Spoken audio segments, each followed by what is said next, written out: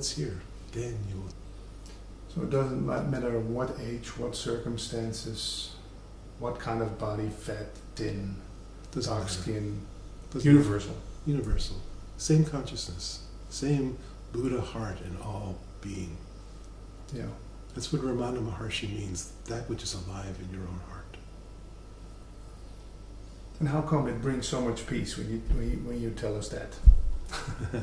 It feels good to hear the truth. That's beautiful, and it's important, and it's essential. That's why I'm having this meeting with you, so that more people can learn of the possibility. But that's just the beginning. Most people settle for that. They settle for just getting the high of the moment. Mm-hmm. And so you go to meetings to enjoy it with your friends, and you get to feel the high of that moment, that satsang, that meeting, and then go out, have a coffee or a beer and a smoke and talk about it, and that's missing it.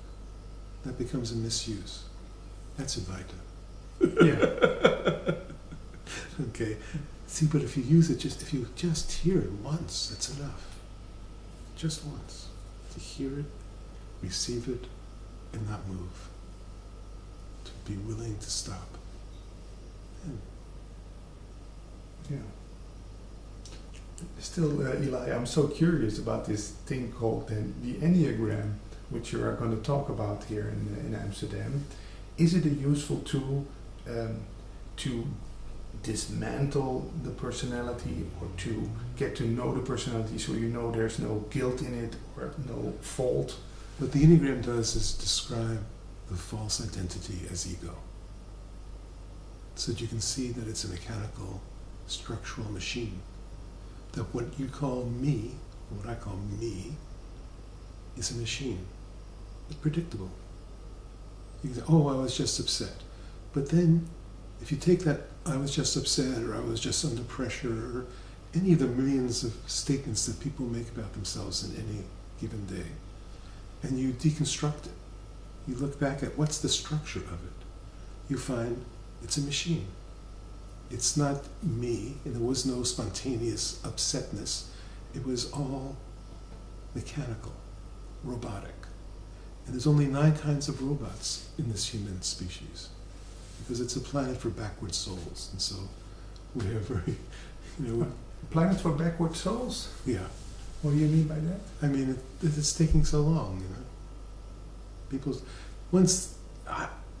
at least you'd say since the age of enlightenment, people would wake up and forget religion. Yeah, but you can see that didn't happen. You can see that people are following a trance for thousands of years. So it's a planet for backward souls. Yeah. Okay. You say there are 9. There are 9 animals, 9 types of human, and when you start to see which type it is, you get to see what your traps are. You get to see where you're most identified. You get to see where you get hooked, where you become a victim, where you project.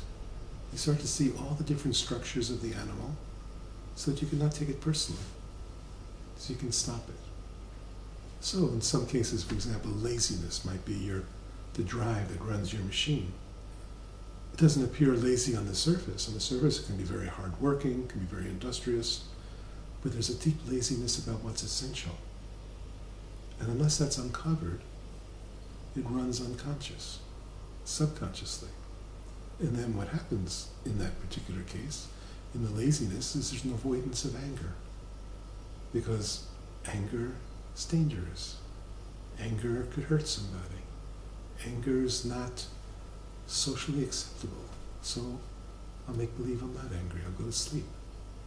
And then there's a deeper and deeper sleepwalking. And then the issues that arise could be alcohol, sex, drugs, unhappiness, overeating, whatever it is. Those issues then get addressed on the very superficial level. You can go to therapy, you can go to workshops and work on being more assertive, or work on being less this and more that. And all of that is just the very superficial. But if you go down to the deep rage that hasn't been expressed, and the deep laziness under that, and the deep despair under that, then you start to see the structure of the animal. Then you find a gateway out. It sounds great. For me, if I can I think I look down deep inside. I think my basic thing is sadness. Is that something that is also can be found in the Enneagram types? That Sure. sadness is your basic. Yeah. Because when I listen to music, it's almost all those kind of songs that go like, "Oh, here comes the rain again." Yeah. So the sadness, every fixation has sadness. For some, it's the core. For others, it's just a buffer. Hmm. And the sadness, really, in your case, perhaps, is a way of avoiding the deeper feelings of despair, or a way of wallowing a little bit in this despair. Hmm. Yeah. And is this something you do yourself? You have these big books about the Enneagram. Should you start? Because there's something recognizable in everything you read about Sure. stuff. You think, oh, but that's me too, and that's me too, and Yeah. So 99% of the Enneagram literature is about the personality. When I heard it, so it's not about the personality, it's what's deeper. So most of the literature you read will be confusing. yeah, And most everyone I read that has typed themselves, most everyone I've met who type themselves, they're very usually wrong. Because we don't really have a clear sight into ourselves. We believe our own propaganda. We kind of stop at a certain ledge that's comfortable. yeah, and not go deeper. Yeah. You're going to give several talks here in Amsterdam. Is that a good place to start, or Sure. But you say it's advanced, so it's for people who know about the Enneagram, or who want to go deeper, or Everybody. everybody. Okay. And how does it work? You start by seeing yourself. And we start to see different examples of the different robots. There's 9 robots. And when you see it, you see someone else who has your same fixation. You go, oh, of course. That's what I've been avoiding. I'd much rather think of myself as a sad person, not an angry person. Nobody wants to think of themselves as an angry person, especially since I never get angry. Ah, yeah. And have you have you found out yourself, Eli, what kind of robot you had inside? Mine's an easy one, yeah. Easy one. Outlaw. Outlaw. Outlaw. You've been a cowboy in a previous life. Yes. Yeah. Outlaw, meaning Robot number 8. not wanting to confirm. Definitely not conforming. Breaking all the rules. You know, I've been arrested many times. I was a revolutionary during the Vietnam War. I was a federal fugitive. I lived underground. It sounds like a fun life to me. It was. Yeah. Very fun life.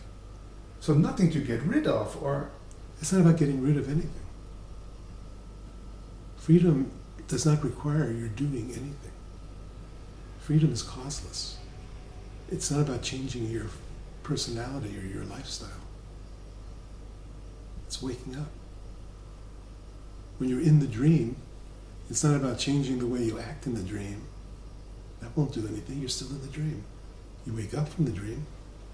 What difference does it make? does it make a difference? It makes a difference in the sense of that we have to treat each other well. Mm-hmm. You have to be kind. You have to be compassionate. The problem is that then people hear that and they try to be. And you can't try to be compassionate. You can't try to be kind. Because the very one who's trying it is the robot. And the robot itself is not compassionate, it's selfish. So, could I say love comes into the play when you start Yes. becoming free? Love is the truth. Love doesn't come and go. Then love lives this life. Love lives this body. As it does anyway, but it's not veiled anymore. It's really about removing what shines forth. Lives the life, speaks the words. And was that always the case? Was what always the case? Was love always expressing itself through me, but just the wrong way around, or Yes, but it's veiled. failed? Yeah, missed. Missed. And it's Yeah. missed because of the identification that who you are is not love, but who you are is this body. When you say your name, you refer to love. Very different to say your name and refer to this body. Yeah. So it's a mistaken identity. So it's the same love with millions of different names. Eli, Patrick. Same love. Same consciousness. This is what it's meant that we all have the same Buddha nature. It is really just one. It's like if you look at a hive of ants, millions and millions of ants, each individual, each has a personality, each is separate, and it's really just one hive. Yeah. It's really one organism. It has one mating, it has one sex thing. It's one organism that survives with millions of little parts. Yeah. And how come, Eli, that you've been doing this for 30, 40 years, bringing this loving message, how come it doesn't bore you? What would be more interesting? I don't know, but you still talk about it as if it's the first time you tell someone. It to is. me. It is. It's always the first time. That sounds a little bit confusing because you've been talking about this for so long time. But if I talk about it from what I remember from what I said before, it's boring. Hmm. I don't know what's going to come out of these. Always fresh and new. Has to be. Yeah. Life can be fresh and new, not boring. The reason your life is boring is because it's based on the past. And based on the past, it gets projected into the future. And that past and that future is boring. It's dead. It's conceptual. It's lived with an internal story that you tell yourself about what's going on and the missing of the moment. Yeah. You talk about this in several countries, America, Europe. Is there any difference in the questions you get from German people, Danish people? You know, every culture has its own flavor, its own trance, its own fixation. So like we talk about the Enneagram fixation, every culture has it. And so you can see it when I come to the Netherlands, you can see the Dutch culture. And it's very different, of course, from the German culture, very different from the Swiss, the Australians, the Americans. They each have their own fixation. And so, but everybody wants freedom. Everybody wants the same thing. So there are different flavors, you know, just like there's, you know, different menus. Yeah. And some are better cooks than others.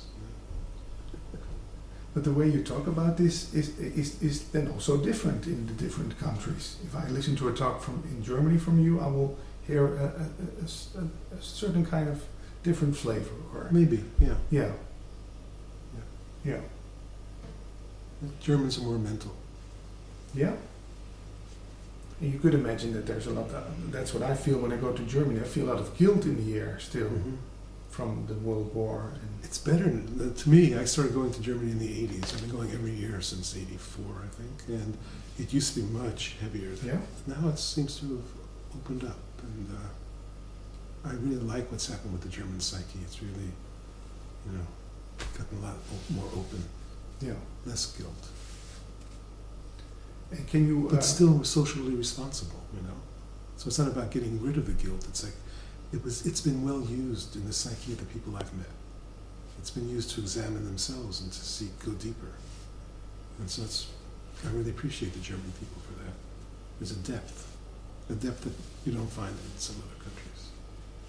And people say about us, the Dutch, that we're very open to this message. That this is like the hometown for people talking about this, that everybody welcomes them and has ears for it. Is that the case, or? Superficially, yes. That's part of the whole psychedelic thing, you know? That psychedelics opened us all up in the 60s. And this is one of the homes for that opening.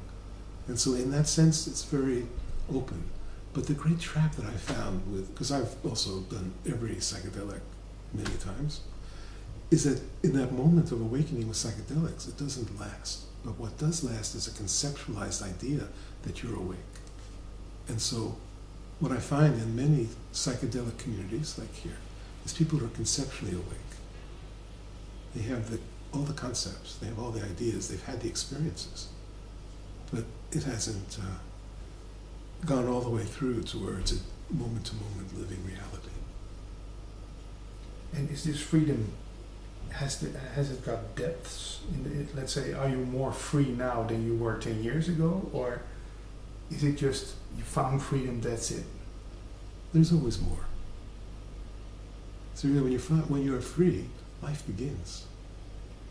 Everything before that is like a larval stage.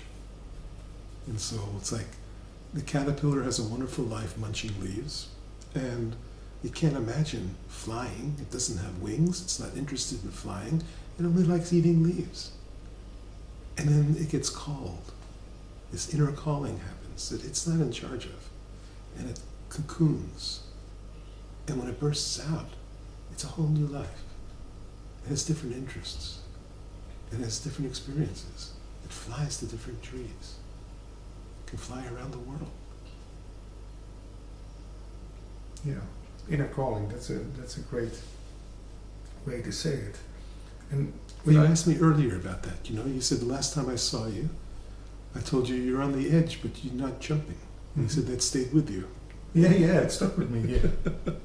And so he said, well, is it true for everybody? And the truth is, most people are not interested.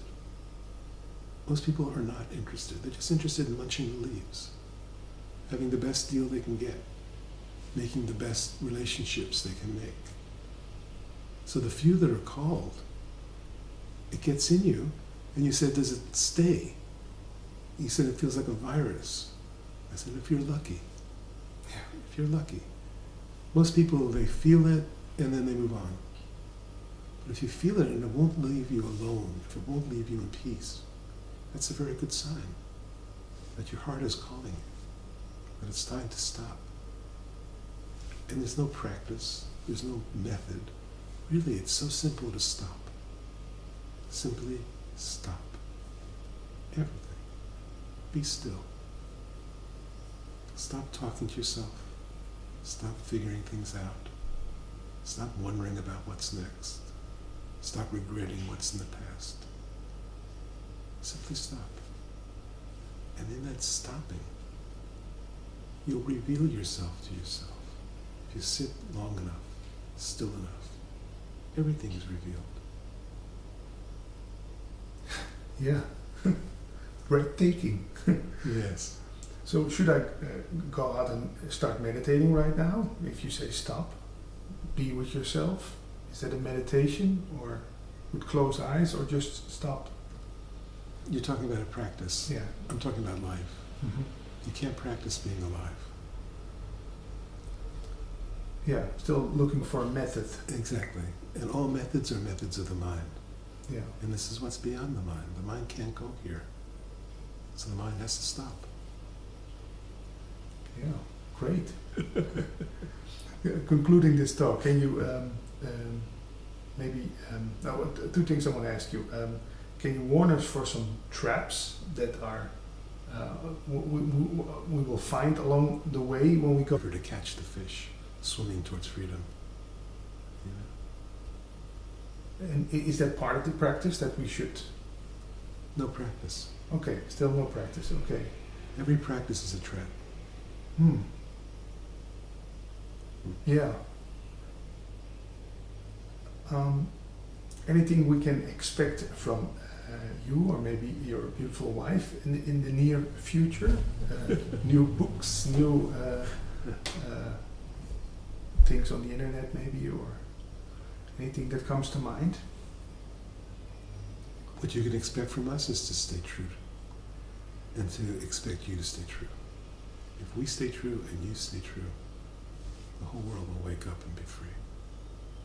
To stay true doesn't have any particular shape or form. It's not about the way you speak, it's not about the way you look, it's not about the way you act. It's staying true to yourself no matter what. And if you stay true to yourself and I stay true to myself, this benefits the world. This is what we can expect. This is what we can give ourselves to. See, otherwise, it's all mine. Like, oh, I'm going to look forward to the next something. Mm-hmm. But still, this is not a very good commercial to get the big audiences. When you say it's very, I love it what you say, but it's not a commercial message. In a sense that people think, oh, I should go and visit the Enneagram meetings, and You know, if you're called, you stay true to your heart. And you're pulled. Yeah. And so, you know, my teacher said if I wore different clothes and shaved my head and called myself Swami, I'd have a much bigger following. He said, just be like they are. You are an American. Be an American. Wear American clothes. Speak with an American speak. And then people can see no matter what you look like, no matter. You don't have to be a Swami. You don't have to be anything special. You can just be yourself. And the truth will come through. So then you follow your heart. And if your heart calls you, you stay true to yourself. If your heart doesn't call you, what difference does it make?